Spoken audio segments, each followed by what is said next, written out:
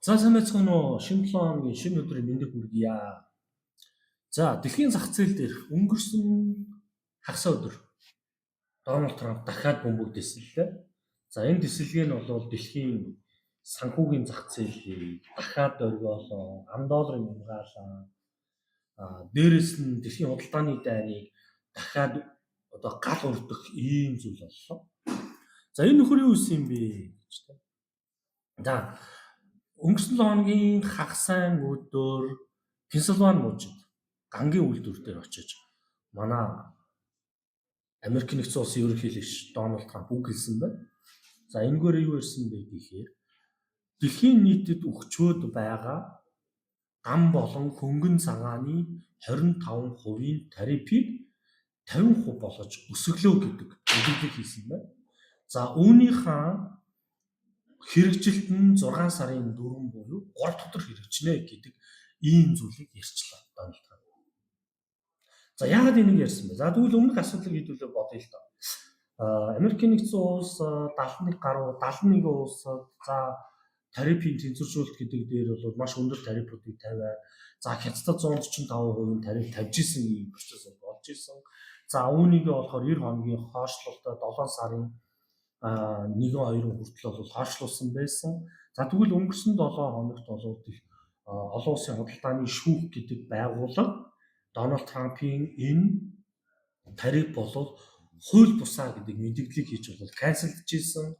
За ингээд Дональд Трампын засгийн газар бол энэ зүйл дээр давж залтах шатны шүүхэнд өгөөд давж заалдах шат нь 6 сарын 9 хүртэл тариф нь бол хүчтэй хэвээр үлдээж дээд шатны шүүхээр шийдвэр гаргана гэдэг юм байна.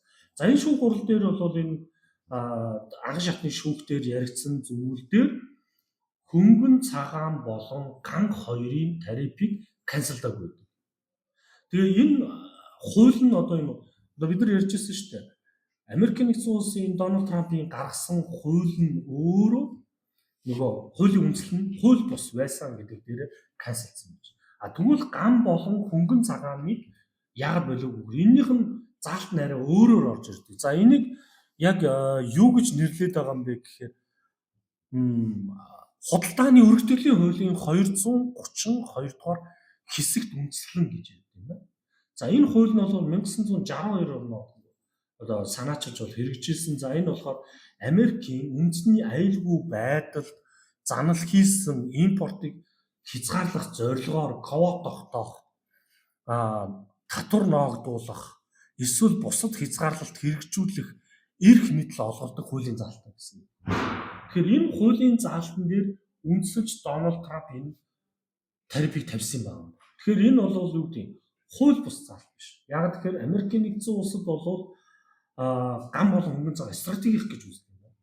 За стратеги гэдэг зүйл дээр нь яагаад оруулж утсан бэ гэхээр нэгдэж болохоор энэ цэргийн зорилтоор ашигладаг бүтээгдэхүүн гэж ярьж байна. Дээрээс нь болохоор маш их олон юу гэдэг ажлын байрыг бий болгодог үйлдвэрийн салбар. 3 дахь нь болохоор юу гэдэг нь дайн байлдаан болоход импортоос хамааралтай болвол импортлын хомсдолд ороод энэ бол аюултай байдал үүснэ гэдэг дээр гэж авч үздэг юм байна. За тэгвэл хэдүүлээ дэлхийн гам болон хөнгөн цагааны зах зээлийн үзүүлэлтийг сонирхъя л доо. За гангийн хамгийн том экспортлогч улсуудыг аваад үзье. За Хятад бол жишээ нь жилийнх нь хэмжээ нь 2024 оны судалгаараар 90 сая тонныг экспортлоо. За Хятадын онцлог хэдүүл аваад үзье. Хятадыг бол бид нар гангийн их орн гэж үздэг тийм. Гангийн Мао Зэдүн бол гангийн үйлдвэрлэлийн 90 үеийг эхлүүлж ирсэн. Үүнтэй холбоотойгоор Хятад бол дэлхийн зах зээл дээр хамгийн том хэрэглэгч байсан. Дэлхийд өөрийнх нь үйлдвэрлэсэн ган хэрэглээ нь бол дэлхийд дээрх нийт зах зээлийн 50% эзэж идэг. Дээрээс нь бол олборлолт үйлдвэрлэлээр бас мөнгө 50% эзэж идэг юм. Дээрээс нь экспортороо 8% тийм. Хэрэглээ нь бол нэг сая нэг их 80 гэх юм уу тийм. Тонныг бол хэрэгэлдэг гэж үзээд байгаа. Үйлдвэрлэл нь болохоор 900 орчим гэж үзээд байгаа. Ийм судалгаатай байдаг.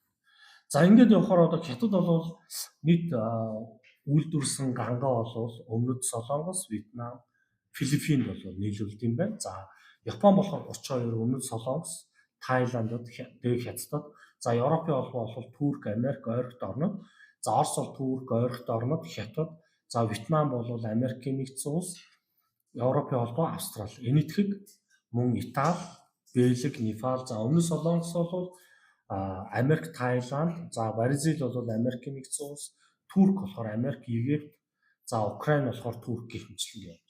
За тэгвэл хөнгөн цагааныг аваад үзье. За хөнгөн цагааны хувьд бол мэдээж хамгийн том экспортлогч нь Хятад улс те. 12-оос 15 сая тонныг экспортлж байна. За хамгийн том нийлүүлэгч нь Япон, Өмнөд Солонгос, Америк. За Орос болохоор 3.5-аас 4 Турк, Япон, Хятад, Канада болохоор Америкийн нэгдсэн улс руу, Европын холбоо руу.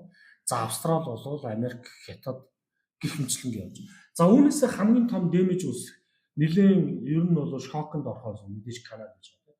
Канада бол гангийн 50% хөнгөн цагааны 80%-ийг хангадаг Америкийн нэгдсэн улс. Хамгийн том дэмэж авах улс. За дээрэс нь энэ дээр нэлээд асуудал ярьж байгаа. Европын холбоо нэлээд шүүмжлэлтэй хандж байна. Дээрэс нь Австрали шүүмжлэлтэй хандж байна. Австрали бол энэ найзын үйл биш юм. Тэ? Канада Европын холбоо болохоор юу ярьж байгаа юм. Хэрв Америк ингэж байгаа бол Европын холбоо бид нэр Европын холбоо болон Канада бол буцаад тариф тавина гэдэг анхаарал бас явагдаж байгаа. Тэгээ энэ нь өөрөө энэ хариу үйлдэл нь дэлхийн худалдааны дайныг дахин өрдөхүү гэдэг асуудал яригдах чинь. Энэ асуудал бол хамгийн ихж гарч ирэх нь Канада болон Европын холбооноос гарч ирэх магадлал аюу өндөр харагдаж байна. За тэгэхээр Дональд Трамп яагаад ийм тарифыг тавих болов?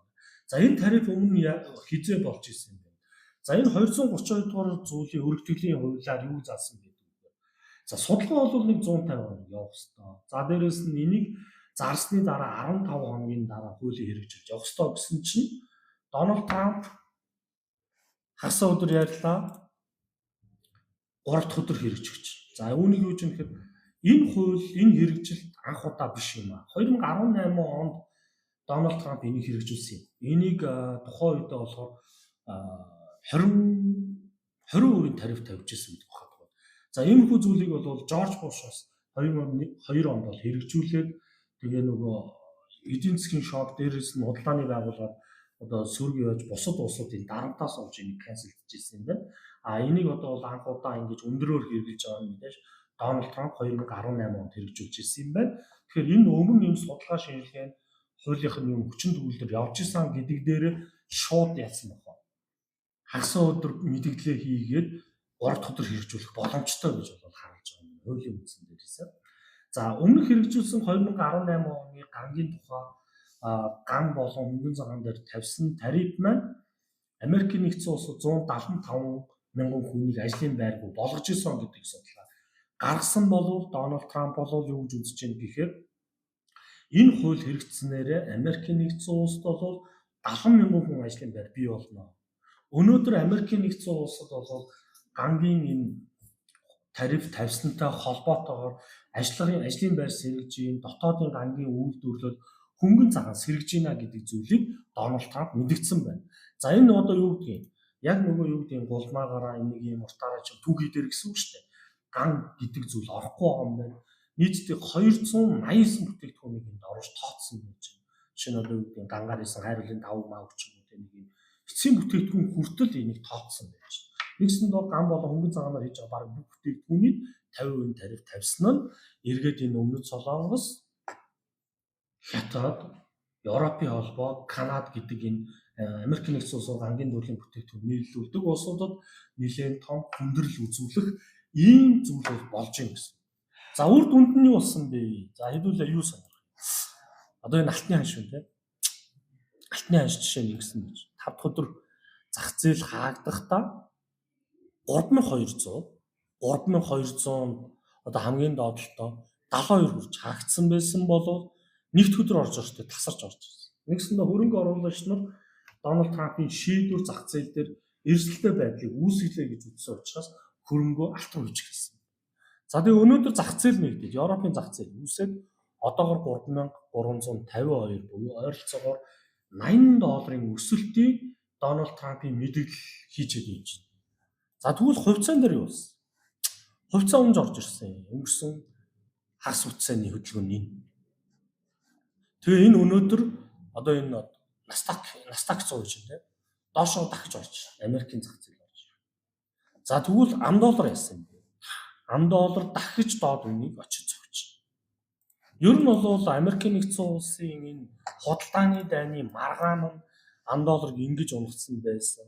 Буцаагаад бол энэ хилцэл хийнэ гэдэг дээр ингэж үсгсэн байсан бол хагас сайн өдрийн хийсэн мэдэгдэл нь долларын ханшийг ингэж унгасан. Ийм зүйл болсон.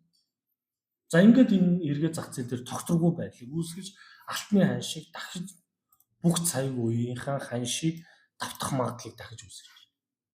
За ийм зүйл болж байна. Тэгэхээр дараагийн мэдэгдэл худалдааны тэр тариф бол яах вэ? Канселдах уу? Үргэлжлэх үү? 6 сарын 9. За дээр 6 сарын 4-нд 50% хэрэгжилт эхлэх үү, эхлэхгүй юу гэдэг асуудлыг бид нэр харж дараагийн ханш зах зээлүүд яах вэ гэдгийг болоо хүрэх болно.